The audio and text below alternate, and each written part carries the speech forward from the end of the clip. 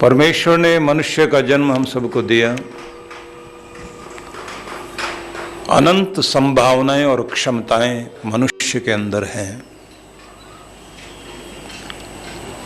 यदि व्यक्ति अपनी क्षमताओं को जागृत कर ले तो दुनिया में आश्चर्यजनक कार्यों को कर सकता है। यदि उसकी शक्तियां सुप्त रह जाएं तो अपने घर परिवार की साधारण समस्याओं को भी समाधान करने में वो सफल नहीं हो पाता। रोते धोते जिंदगी को किसी भी तरह से गुजारता है और प्रत्येक व्यक्ति अपनी अपनी उलझनों में इतना उलझा हुआ है, उसे दूसरों की समस्याएं छोटी लगती हैं और अपनी समस्याएं बहुत बड़ी लगती हैं।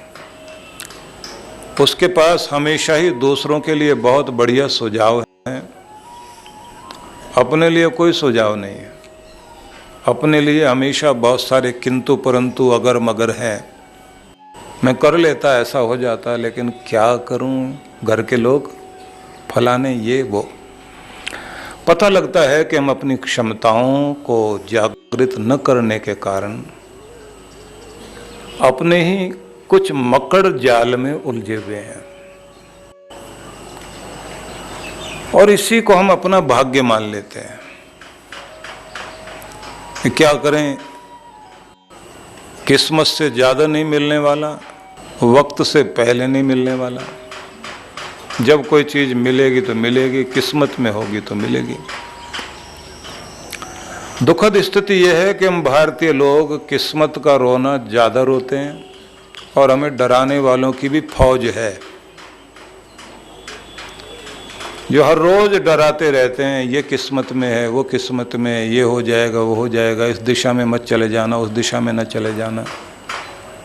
और कमाल की बात है, ये सारी मुसीबतें हिंदुओं के सिर पे पड़ी हुई। न सिख का कुछ बिगाड़ते, न मुसलमान का, न ईसाई का। सारे राहु केतु हमारे सिर पे हैं।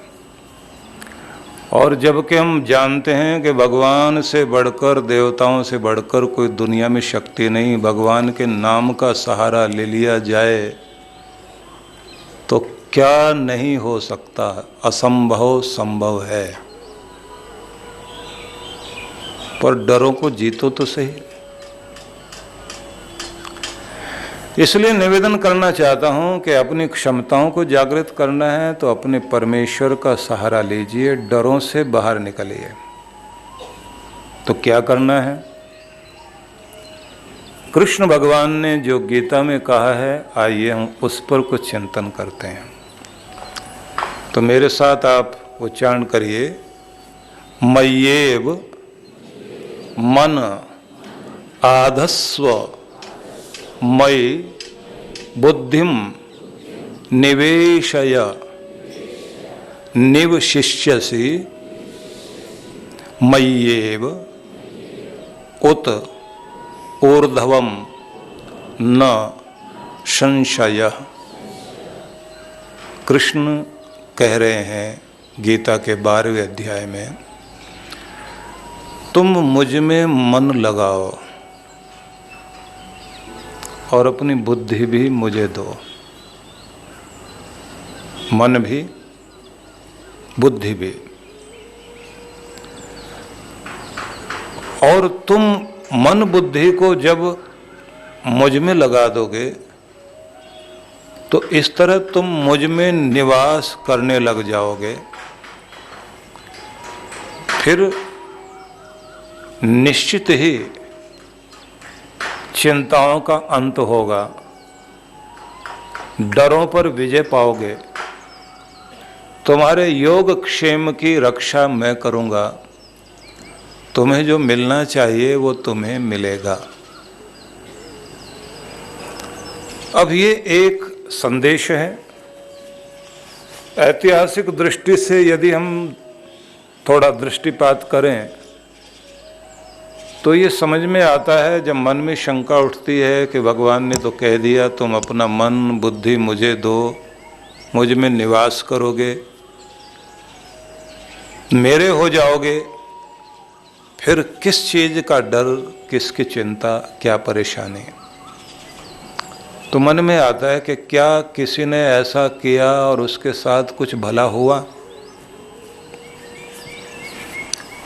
तो महात्मा गांधी जिस महान संत का एक भजन गाते थे, नरसिंह मेहता का, वैष्णव जन तो तेने रे कहिए, पीर पराई जाने रे। इसके रचयिता थे नरसिंह मेहता। नरसिंह मेहता 15-16 वर्ष की उम्र में थे, तो दुनियादारी तो उनको आती नहीं थी, लेकिन जहाँ कहीं भजन पूजन हो, कीर्तन किया जा रहा हो, वहाँ जाकर बैठते थे। छोटी सी उम्र में शादी हो गई, भाभी ताने दे कि ये कुछ करता नहीं, इसे दुनियादारी आती नहीं, घर चलाना नहीं आता। और इन्होंने जाकर गोपेश्वर मंदिर में, शिव के मंदिर में साधना करनी शुरू कर दी, जब दुनिया भर के लोगों ने ताने दिए।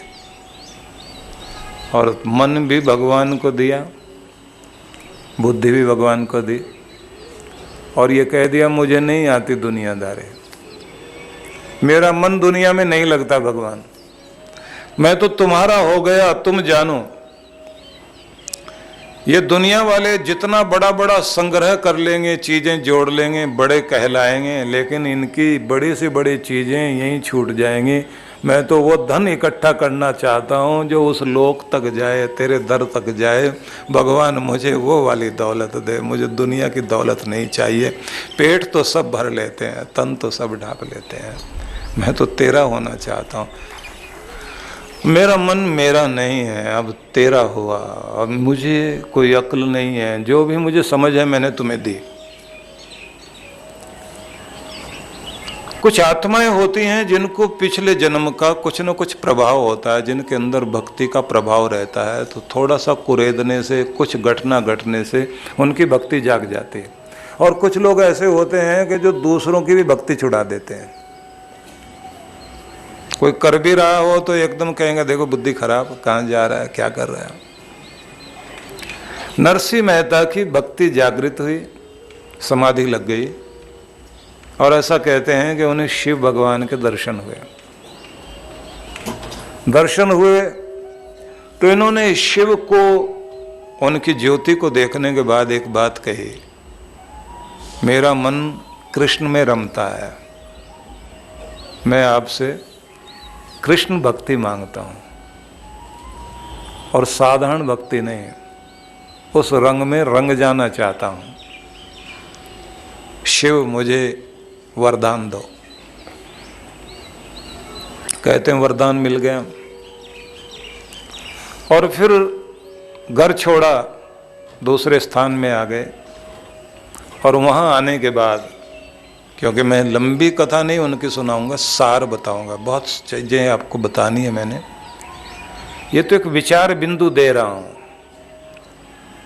और ये कोई सतयुग की बात नहीं बता रहे, ना द्वापर की, ना त्रेता की, ये तो इसी कलयुग की बात बताई जा रही है।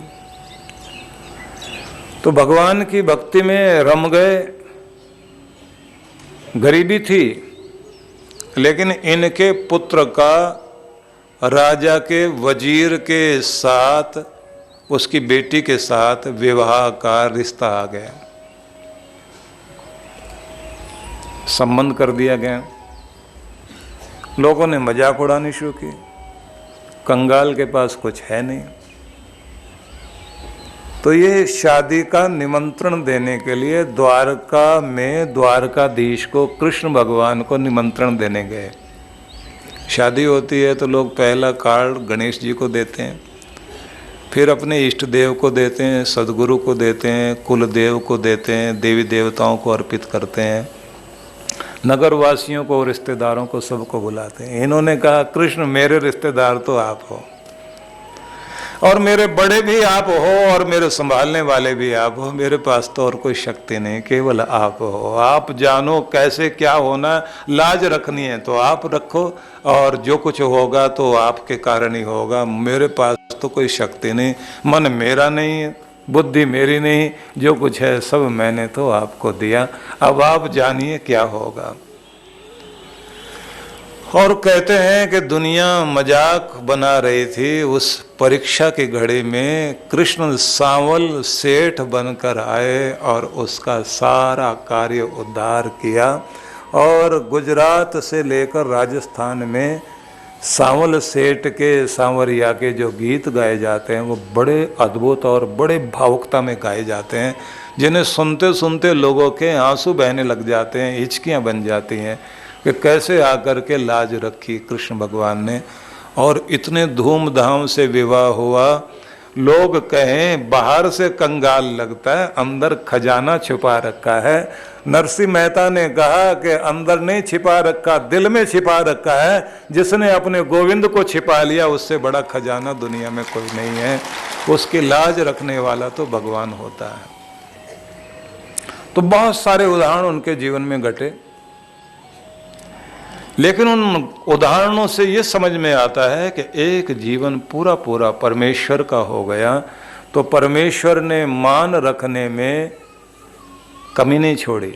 और अद्भुत बात तो ये है, देने वाले परमात्मा के हाथ नहीं दिखाई देते, लेकिन उसका दिया हुआ जरूर दिखाई देता है। वो देता है तो किसी बहाने से देता है, और देता है तो किसी न किसी को आगे कर देता है, और देता है तो इस तरह से आदमी को लगता है बस मेरी खुद की अकल काम कर रही है, बाकी तो कुछ नहीं कर रहा है, लेकिन कराने वाला भगवान ही होता है। इसलिए ध्यान रखिए, आपकी अकल नहीं, बस उसी की कृपा काम किया करती है। अपने मन को और बुद्धि को भगवान को अर्पण कर दीजिए, उसके हो जाइए। बाकी अपने डरों को जीतिए। आपके जिम्मे सिर्फ एक ही है, एक ड्यूटी, एक कर्तव्य। कृष्ण कहते हैं तुम कर्म करने वाले बन जाओ, और कर्म भी साधारण ढंग से नहीं, योजनाबद्ध तरीके से कीजिए, सुविचारित योजना के साथ कीजिए, पूरे मन से कीजिए, पूरी लगन से कीजिए, पूरी व्यवस्था बनाकर, पूरा सिस्टम बनाकर, सब तरह से देखकर, त्रुटिहीन योजना हो, और पूरे जोश के साथ अपना कर्तव्य करो। कर्म करने में तुम कमी नहीं छोड़ना, मेहनत करने में तुम कमी नहीं छोड़ना, रहमत करने में भगवान कमी नहीं छोड़ेगा। दोनों का मेल हो जाना चाहिए। हम खुद कुछ भी ना करें और भगवान से ही कहेंगे सब तू ही कर, तो बात नहीं बनेगी। इसलिए ये ध्यान रखिए, अनंत विश्वास भगवान पर होना चाहिए, लेकिन कर्म करने में आपको खुद भी आत्मविश्वास होना चाहिए। अपने कर्म करने में कभी पीछे मत हटिए। जो भी जिम्मेदारी आपको दी गई है, और निवेदन आपसे ये करूँगा कि जीवन के अंतिम समय तक भी कर्मरत रहने का संकल्प करना चाहिए। भगवान ने भले ही आपको कितने भी नौकर चाकर क्यों न दिए हों, लेकिन आपको अपना काम स्वयं करने की आदत डालनी चाहिए। तन चलता रहे, श्वास चलते रहें, मन प्रेम से भरपूर रहे, और ध्यान रखिए चेहरे पर मुस्कान, इसे कभी भी हटाइए नहीं। ये श्रृंगार जब आपके पास रहेगा, मेरी बात को ध्यान से सुनना, मुस्कान जब आपके चेहरे पर रहेगी, खुशी दिल में जाकर बैठ जाएगी। लोग ये कहते हैं कि खुशी हो दिल में तो मुस्कान अपने आप चेहरे पर आ जाएगी, लेकिन खुशी हमेशा शर्त लगाती है कि मैं आऊं तो सही, लेकिन मेरे लिए द्वार तो खोलो। होठों के द्वार तब खुलेंगे मेरे आने के लिए जब तुम मुस्कुराओगे, तो खुशी अंदर आकर अपने आप बैठ जाएगी।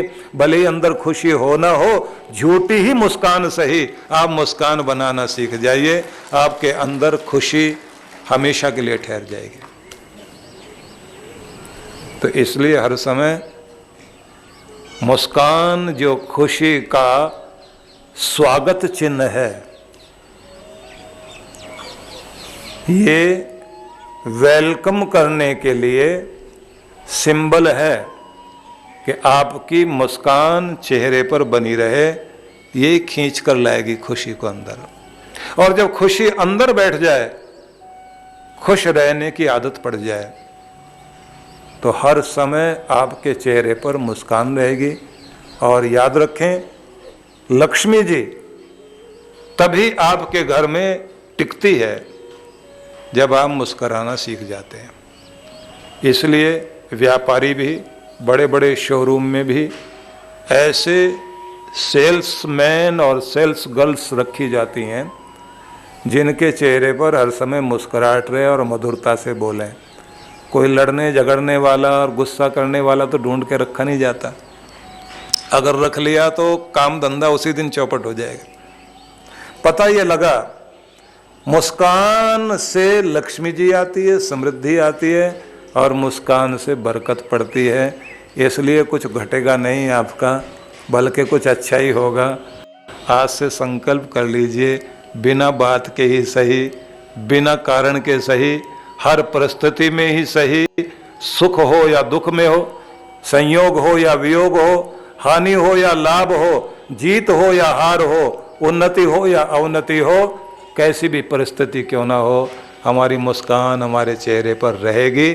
और भगवान से हम इसी का वरदान मांगेंगे कि मुस्कुराते रहो, मुस्कुराते रहो। सौभाग्य आपका इसी के कारण आएगा।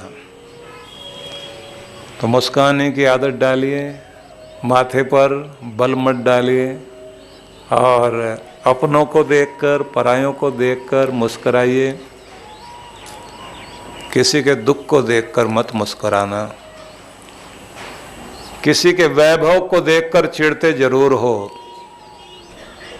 हालांकि आजकल ये चीज जो अपने देश में कही जाती थी, मैंने इसे अमेरिकन लेखक की पंक्तियों में पढ़ा, जिसने ये लिखा कि पड़ोसी की दुकान में बढ़ते कारोबार को देखकर जल भुन मत जाना। जलते रहने की आदत अगर बना ली तो आपका काम धंधा और चौपट होगा। उसकी पंक्ति मुझे बहुत पसंद आई। उसने लिखा कि दूसरे को देख देख कर जलते रहने से हीनता का भाव, इन्फीरियरिटी कॉम्प्लेक्स आपका बनता चला जाएगा, आपकी समृद्धि दूर हो जाएगी। आप बराबर वाले का कारोबार बढ़ता देखकर मुस्कुराना, खुश होना, धन्यवाद देना भगवान को, और कहना लक्ष्मी जी की कृपा चलते चलते इस दरवाजे तक, मेरे पड़ोस तक आ गई। इसका मतलब अब मेरा नंबर भी लगने वाला है, अब मेरे पास भी कृपा होगी। भगवान करे ये भी फले फूले और कृपा हमारे यहाँ भी हो। उसे देखकर जलना मत शुरू कर देना। बस ये सोचना लक्ष्मी यहाँ तक आई, अब नंबर मेरा है, मेरी चौखट पर भी कृपा होगी। और मुस्कुराएं, प्रेम से काम करें, लेकिन बराबर वाले को देखकर ये जरूर समझना ये औरों से अलग क्या खास करता है जो मैं नहीं कर पाता। इसके काम करने का तरीका क्या है, उसके लाइफस्टाइल को देखिए,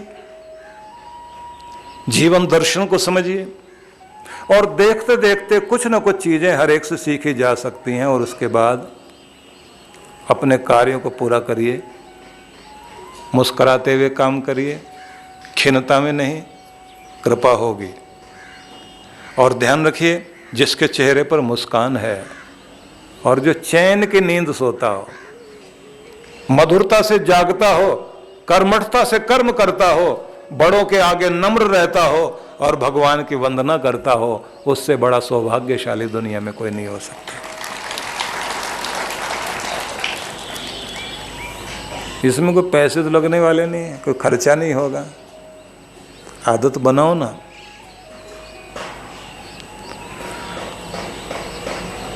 वेदों को पढ़ें तो वहां एक शब्द मुझे अच्छा लगा, जहां लिखा हसा मुद हसा नृत या मृत्यो पदम योपयंतो यदेत। जिंदगी में झूमते मुस्कुराते हुए, हंसते मुस्कुराते हुए कदम आगे बढ़ाओ, समृद्धि के लिए, खुशहाली के लिए। या फिर कहा कि अगर मृत्यु जैसा दुख भी आए मृत्यो हो पदम योपयंतो यदेत, मौत के पंजे को उखाड़ कर फेंकते हुए, डरों को जीतते हुए साहसी बनकर जीने की कोशिश करो। साहस वाला बीमारी को हरा देगा, साहस वाला डरों को जीत लेगा, साहस वाला चिंताओं के पार जाएगा, साहस वाला सब कुछ करेगा। डरपोक आदमी के लिए दुनिया में कुछ नहीं है। इसलिए डरों को जीतना सीखिए, साहसी बनो, मरने से पहले मरने वाले नहीं हो। अपने आप को याद रखो, जिस दिन मौत आएगी उस दिन कोई रोक नहीं पाएगा। इसलिए रोज रोज मरने से बजाय एक ही बार मर लिया जाए, लेकिन जी भर के जीने की कामना की जाए। साहस को महत्व देना सीखिए। सब जगह संदेश है ये। तो कृष्ण ये कहते हैं, मय्येव मन आधस्व, तुम अपने मन को मुझे दो। पूरी दुनिया में हमारा मन जाता है, पर दिव्यता में नहीं जाता, भगवत्ता में नहीं जाता, अच्छाई में नहीं जाता।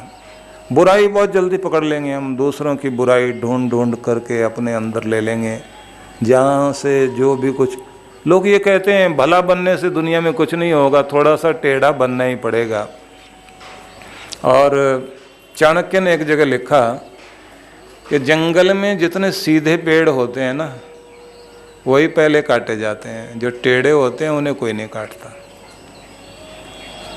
तो नीतिकार ने आगे जाकर इसका जवाब दिया कि सीधे इसलिए कटते हैं उनसे कुछ बनता है, और ये जो टेढ़े हैं ये तो ईंधन के काम आते हैं, जलने और जलाने के। इसलिए टेढ़े बनने से कोई फायदा नहीं, ईंधन बन जाओगे। और सीधे बनोगे तो कम से कम जिंदगी भर याद रखे जाने लायक बन जाओगे। इसलिए सरलता में सब कुछ है। अकबर बीरबल के उदाहरणों में भी बड़ी अजीब बात आती है। दोनों जा रहे थे जंगल से शिकार खेलने के लिए, और आगे टेढ़ा पेड़ था एक। तो घोड़े पर बैठे बैठे उनको समझ में नहीं आया, माथे पर पेड़ लगा और लगते ही जो है वो नीचे गिरे। और उन्होंने एकदम बीरबल से पूछा कि ये टेढ़ा पेड़ क्यों है, आप बाकी तो सब सीधे हैं। बोले ये पेड़ों का दामाद है, और दामाद हमेशा टेढ़ा ही रहता है, वो सीधा रहता ही नहीं। कभी भी आप देखेंगे घर में आएगा, बाकी जगह सब ठीक रहता है, ससुराल में आते टेढ़ा हो जाता है। अकबर को चोट ऐसे ढंग से लगी थी, वो माथा पकड़े घूम रहा। बोले दामाद का इलाज करूंगा आज। उसने वापस आते कहा कि फांसी बनवाओ, जितने दामाद वमाद हैं उनको बुलाओ, फांसी चढ़ाएंगे। ये तो बहुत बुरी चीज होती है। अब मजाक अपनी जगह है। बीरबल ने कहा 3 बनाओ, एक साधारण फांसी, एक चांदी की, एक सोने की। बोले ये 3 किसके लिए? बोले एक तो जो दामाद लोग हैं उन सब के लिए है, एक मेरे लिए है और एक आपके लिए है। बोले ये क्या मतलब हुआ? बोले आप भी तो किसी के दामाद हैं। आप वहां टेढ़े मत बनो, सब कोई अपनी अपनी जगह सीधे बन जाएं तो हर जगह खुशहाली आ जाए। ये टेढ़ापन ही दुखदाई है, टेढ़ेपन में कुछ मिलने वाला है क्या पा जाओगे आप? कितना खा लेते हो, कितना पहन लेते हो, क्यों टेढ़े बनते हो? हर जगह फूं फूं करने से, अहंकार दर्शाने से, अपनी ही ईगो का प्रदर्शन करने से क्या मिलने वाला? सरलता में बहुत आनंद है। बनावट अशांति देती है। जितना कृत्रिम जीवन जियोगे आप, उतनी उतनी अशांति जीवन में आएगी। लेकिन जितना जितना आप सरल सहज जीवन जिएंगे, उतना जीवन आपका आनंददायी हो जाता है। इसलिए कृष्ण ये समझाते हैं कि मन को भगवान में रमण करने दीजिए, आप सरल सहज बनने की चेष्टा करें। अब सरल सहज बनने का मतलब क्या होता है, इसको थोड़ा सा समझने की चेष्टा कीजिए। सरल सहज बनने का मतलब ये होता है कि आप हर जगह जहाँ जहाँ भी जीवन अपना जीते हैं, वहाँ आपके अंदर कोमलता, प्रेम, सहजता, शांति, ये सब रहनी चाहिए। हाँ, होशियारी चतुराई होनी चाहिए, चालाकियाँ नहीं, पॉलिटिक्स नहीं। पॉलिटिक्स से मतलब जो लोग घरों में करते हैं, ऑफिस में करते हैं, कोई जगह ऐसी नहीं छोड़ी, लोगों ने दो चीजें सीख ली। एक तो एक्टिंग सीख ली, एक घर घर में हर जीवन में पॉलिटिक्स आ गई। ये पता ही नहीं लगता ये एक्टिंग कर रहा है या असलियत में बोल रहा है। तो नकलीपन आ गया, अशांति ज्यादा आ गई। और गलत ढंग से पॉलिटिक्स, जब कूटनीतियां, डिप्लोमेसी घरों में आती हैं, परिणाम क्या होता? सार में बात कहता हूं, कौरव और पांडवों के बीच शकुनी आ गया, और रामायण, राम परिवार में मंत्र आ गए। सलाहकार गलत मिल गया एक बार, एक के कान में जहर घोला, पूरा घर तबाह। राजनीति होनी चाहिए, पॉलिटिक्स होनी चाहिए, लेकिन वो वाली पॉलिटिक्स नहीं। जिनका काम राजनीति का है वो राजनीति करें, लेकिन घरों के अंदर अपनी क्यों पॉलिटिक्स करते हैं? अपने सलाहकार को कभी गलत ढंग से मत चुन लेना। अर्जुन ने कम से कम चुनने में एक बात की विशेषता अपनाई जो दुर्योधन ने नहीं अपनाई। दुर्योधन ने अपना सलाहकार शकुनी चुना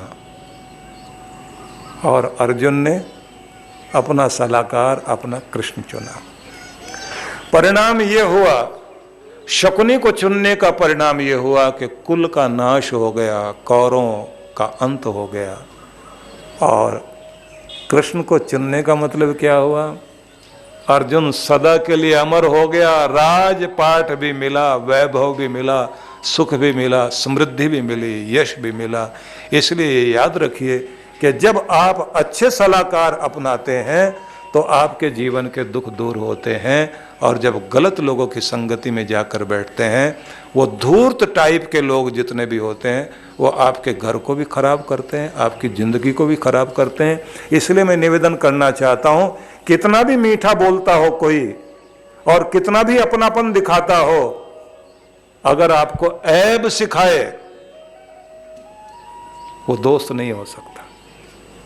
और जो आपके साथ भले ही कड़वा बोलता हो लेकिन आपको ऐब की तरफ ना जाने दे, बुराई की तरफ ना जाने दे, उस आदमी को कभी गैर मत मान लेना। उससे बढ़कर अपना दुनिया में कोई नहीं होता है जो आपको संभालता है।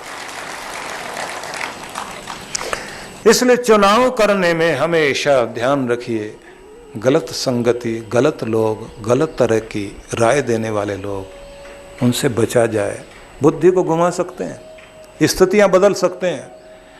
ये उदाहरण पूरी दुनिया में है, किस किस तरह से किन किन वंशों का नाश हुआ। वर्ल्ड हिस्ट्री अगर आप पढ़ें तो इतने उदाहरण हैं। दूसरी बात होती है जो अपने आवेश पर काबू ना पा सके, वो लोग भी अपना सब कुछ तबाह कर लेते हैं। गुस्से पर काबू ना पाना छोटी मोटी बात नहीं है। ये आमतौर से क्या होता है कि हम लोगों का गुस्सा ज़्यादातर उन पर निकलता है जो हमसे कमज़ोर होते हैं। ये गुस्सा इतना समझदार है, ताकत वाले को देख के अपने आप ठंडा रहता है। कमज़ोर दिखाई दे जाए, बच्चे देखा है कि बच्चे अपनी माँ पर गुस्सा कर रहे होते हैं, पति अपनी पत्नी पर गुस्सा कर रहा होता है। पति बाहर निकले तो सामने कोई और जरा बड़ा दिखाई दे जाए तो उसके सामने आराम से, भले ही वो गाड़ी में टक्कर मार के जा रहा हो, उससे कुछ नहीं बोलेगा। बॉस के आगे वो भी कमज़ोर पड़ेगा, अपने जूनियर को देखकर आंखें दिखाएगा, और वो जूनियर अपने से नीचे वाले जूनियर को आंखें दिखाएगा, और वो जूनियर अपने चपरासी को डांटेगा, चपरासी अपनी पत्नी को डांटेगा, पत्नी अपने बच्चों को डांटेगी, बच्चा अपनी गुड़िया खिलौने को उठा के फेंक देगा, उसकी टांग तोड़ देगा। सब अपना अपना गुस्सा आगे ट्रांसफर करते जा रहे हैं, पूरे समाज में जहर फैलाकर। एक आदमी के अंदर से गुस्से की लहर चली, चलते चलते कहाँ कहाँ कितना हमने खराब कर लिया। जो जहाँ है वहीं अगर अपने आप को संभाल ले, उस गुस्से को वहीं का वहीं निराकरण कर दे, तो वो जो घूम फिर के लोगों तक पहुँचाया, पूरे समाज को विषाक्त कर दिया, रोका जा सकता है।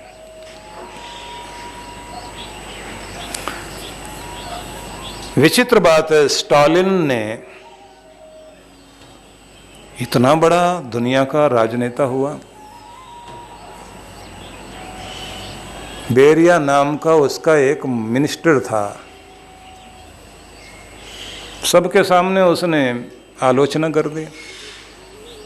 अब बड़े आदमियों को गुस्सा भी बहुत होता है, उनकी जिद भी बड़ी खराब होती है।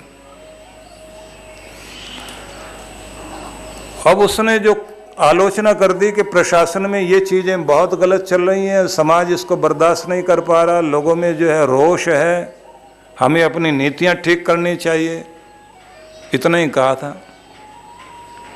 स्टालिन को इतना गुस्सा आया, उठकर गया और जाके उसको थप्पड़ मारने के लिए, मिनिस्टर को, क्योंकि इसके पास सबसे बड़ी ताकत थी। अपने मिनिस्टर को, अपने से नीचे वाले को जाके इतने जोर से थप्पड़ मारने के लिए हाथ उठाया, गुस्से में चलता हुआ वहां तक गया, जाकर जैसे हाथ उठाया और उसी समय दौरा पड़ गया। तीसरे दिन मौत हो गई, क्योंकि आधा शरीर उसका जो है सो गया था। इतना बड़ा जहर शरीर में फैल जाता है जब आपको गुस्सा आता है ना, भयंकर। आप सोच रहे होंगे अगर गुस्सा आता हो तो क्या करना चाहिए। एक बात ध्यान रखिए, जिनको गुस्सा बार बार आता है तो उनकी तंत्रिकाएं इतनी वीक हो जाती हैं, कमजोर हो जाती हैं कि छोटा सा भी तापमान बर्दाश्त नहीं कर पाती, बहुत जल्दी गुस्सा आता है फिर।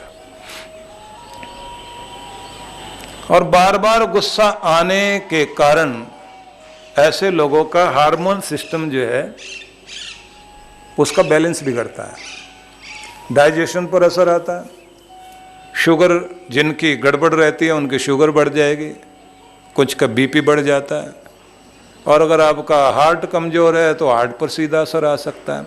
और ये मज़े की बात है मेडिकल साइंस के हिसाब से कि जो चीज़ आपके हार्ट को नुकसान देती है, प्रभाव डालती है, वही आपके मस्तिष्क पर भी असर डालती है। ये जो आपके सेल्स हैं, कोशिकाएं हैं मस्तिष्क की, ये डैमेज होनी शुरू हो जाती हैं, और उससे भी ज़्यादा जो न्यूरॉन्स हैं आपके, वो सारे प्रभावित हो जाते हैं, डेड हो जाते हैं, याददाश्त पर असर आने लग जाता है। बार बार गुस्सा करने की आदत से बचना चाहिए। कई बेचारे लोग मिलते हैं जो पुलिस अधिकारी, जो छोटे अधिकारी होते हैं, उन लोगों को ज़्यादातर नीचे काम करना पड़ता है। कुछ लोगों की तो समस्या होती है। आप लोग पुलिस वालों को ज़्यादातर जो है दूसरे ढंग से देखते हैं, ये अलग ही तरह के लोग हैं। लेकिन मैं ये कहूँगा आपसे, मुझे पीछे मैं भोपाल में था तो वहाँ के गृह मंत्री रोज़ बेचारे सुनने के लिए आया करते थे। तो वहाँ के पुलिस के मुख्य अधिकारी भी थे, उन्होंने आकर के कान में हमसे कहा, हम लोगों के लिए छुट्टी उट्टी बहुत कम मिलती है, आप ज़रा इनको बोलिए। मैंने कहा इनको नहीं बोलेंगे, सीधे सीधे बात करेंगे। तो मैंने कहा जिनके पास आंतरिक सुरक्षा की जिम्मेदारी है, क्योंकि सीमा पर जो हमारे रक्षक खड़े हैं उनके पास तो बाहर की परिधि पर खड़े होकर रक्षा करने की जिम्मेदारी है, लेकिन जो अंदर काम करते हैं उनमें कुछ लोगों को तो आप देखते हैं जो थाने में बैठकर पुलिस स्टेशन में काम कर रहे हैं, लेकिन कुछ हैं जो फील्ड में, और ख़ास तौर से जो जैसे आपके सीआरपीएफ से लेकर के पुलिस बल जितना भी है, इतनी बड़ी लंबी ड्यूटी होती है, 18-18 घंटे तक ड्यूटी चल रही है, छुट्टी का नाम निशान नहीं। इतना तनाव आ जाता है उन लोगों की ज़िंदगी में। और ख़ास तौर से जो छोटे ऑफिसर होते हैं उनके पास तो बहुत ज़्यादा सारा दिन डांटने डपटने का काम, जानवर हाँकने जैसा काम है ना। इतने ज़्यादा दबाव में रहते हैं, बड़ी मुश्किल होती है लगातार ऐसा करते रहना। और ऐसे लोग भी जिनकी रात में ड्यूटी होती है, उन लोगों की और हालत खराब हो जाती है। तो ये जो गुस्सा करते रहने से शरीर पर असर आता है, आप उसका प्रभाव आसानी से समझ नहीं पाएंगे, लेकिन बहुत खतरनाक होता है। आप सोचेंगे इलाज क्या हो सकता है। अब इलाज बताता हूँ आपको, लेकिन जो बताऊंगा उसे आप लोग याद रखना और आज से अपनाने की कोशिश करना। सबसे पहली बात तो यह है कि जो लोग अंदर से कमजोर होते हैं, गुस्सा ज़्यादातर उनको आता है। बीमारी से उठने के बाद या कोई समस्या चल रही होती है और शॉक लग जाए मस्तिष्क पर, उसके कारण भी गुस्सा बार बार आता है। चिड़चिड़ाहट रहती, इरिटेशन रहती ना। इरिटेशन किसी और वजह से होगी, खीज किसी और वजह से होगी। घर में किसी ने थोड़ा सा भी अगर उसको छेड़ दिया तो एकदम गुस्सा बाहर आ जाता है। तीसरी बात, जिन लोगों का ब्लड प्रेशर हाई रहने लग जाता है उनको भी गुस्सा जल्दी आता है। जिनकी शुगर भी लेवल उनका बढ़ता रहता घटता रहता है तो उन लोगों को भी जल्दी गुस्सा आता है। अगली बात और बताता हूं आपको, कुछ लोगों को बिना मतलब के रोब गांठने की आदत होती है तो उनको भी गुस्सा नाक पे ही रहता है। और कुछ लोग ऐसे होते हैं जिनके पालन पोषण में गलतियां हुई हैं, माँ बाप ने उनको इकलौता बेटा था, उसके साथ ऐसा कुछ किया कि उसे इतना बिगाड़ दिया, अब वो दूसरे की कद्र नहीं करना जानता, तो वो भी गुस्सा बहुत करेगा। कुछ बच्चे ऐसे होते हैं, बड़े वाला भी ठीक है, छोटे वाला ठीक है, जो बीच वाला है वो ज़्यादा उपेक्षित होता है। तो जो ज़्यादा उपेक्षित बच्चे होते हैं उनको भी या तो हीनता की बात आती है अंदर या ज़्यादा गुस्सा आता है। महाभारत में आता है ना कि जब कुंती ने अपने 5 बेटों में से एक को राक्षस के लिए भेजा था, एक चक्रा नगरी में जब गई थी ना, तो उन्होंने कहा कि एक बच्चे को भेजना ही पड़ेगा राक्षस के लिए।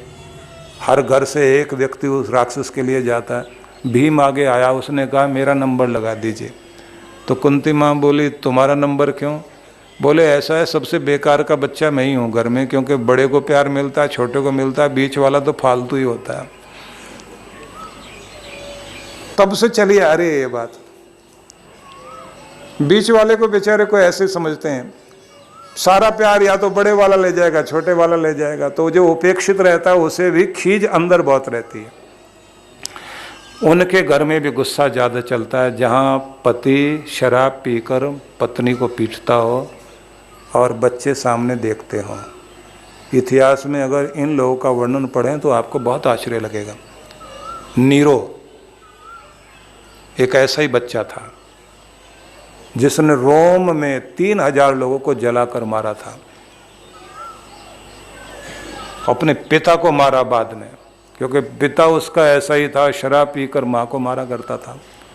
राजा नीरो की कहानी सुना रहा हूं आपको। स्टालिन की बात आपको बताई, हिटलर की बात अगर कहें, अनाथालयों में पढ़ा, दुनिया की लानत सही, दुनिया का गुस्सा सहा, बड़ा होकर दुनिया में निकाल दिया। ईदी अमीन की कहानी पढ़ लीजिए। पूरी दुनिया के, मैं ये उदाहरण इसलिए दे रहा हूं, ज्यादातर मैं उदाहरण जो दिया करता हूं वो नकली उदाहरण नहीं देता, इतिहास के इसलिए उदाहरण देता हूं कि सत्य की व्याख्या करने के लिए सत्य बात ही रखनी चाहिए। तो सार ये हुआ कि अगर घर में मारपीट चलती है, बच्चे उस चीज को सीखते हैं। अपने बच्चों को प्यार से पालना चाहिए। तो गुस्सा इस तरह से लोगों के जीवन में पनपता है, लेकिन अगर गुस्से की आदत पड़ ही गई है तो क्या करना चाहिए? अब उसके विषय में जो मैं कह रहा हूँ उसे आप ध्यान से सुनेंगे। अगर गुस्सा आपको आता है तो सबसे पहले देखिए आता किधर से है। तो पहले आएगा कनपट्टी के पास से। चिंगारी पहली जो है आपके कान के पास से आती है और चलते चलते यहाँ गर्म होना शुरू हो जाता है। जैसे कनपटी गर्म होनी शुरू हो उसी समय लंबे गहरे सांस लीजिए, मुस्कुराने की चेष्टा कीजिए, बात को बदलिए, जगह को छोड़िए, पानी पीना शुरू कीजिए, जीभ को दांतों से दबाइए, ध्यान बटाइए, भगवान में मन लगाकर सोचना शुरू कीजिए। बुरी घड़ी है, टाल देना अच्छा है। तीर छूटने से पहले रोक लोगे तब तो बात ठीक है, अगर निकल गया माई का लाल नहीं कोई रोक पाए उसके बाद।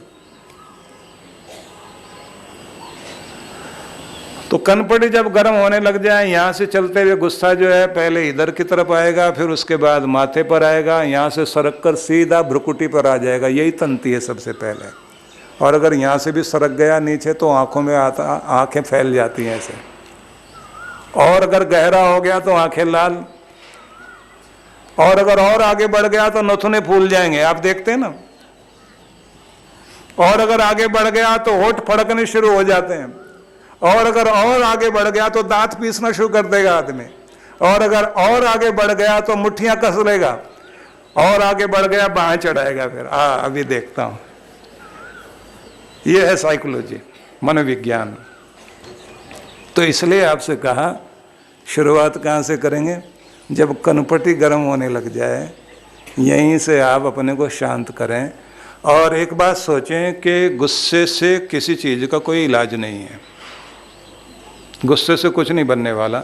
बाद में बात करेंगे, अभी इनको अपनी बात कह लेने दो। जब ये शांत हो जाएंगे, शांत अवस्था में अपनी बात को तरीके के साथ कहकर हम भी समझाएंगे, बात बनेगी, जरूर बनेगी। अपने समय को खराब नहीं करना चाहिए।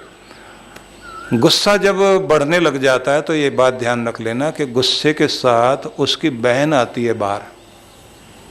इनकी एक फैमिली है, एक परिवार है इन लोगों का, ये अकेले नहीं रहते।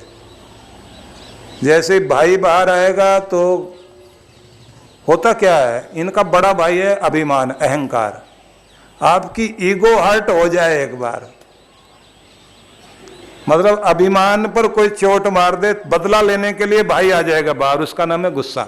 और गुस्सा जैसे ही बाहर आएगा तो उसके साथ बहन आती है, बहन का नाम है जिद। लोग समझाएंगे उसके तो बुद्धि खराब है, आप छोड़ो ना उसको, आप क्यों इतनी ऐसी बात में पड़ गए हो, आप तो बड़े आदमी, आप तो समझदार आदमी है। उसी समय बहन कहने लग जाती है आके, भैया छोड़ना नहीं, ये रोज रोज का खेल हो गया इनका, और हम कोई डरते हैं किसी से।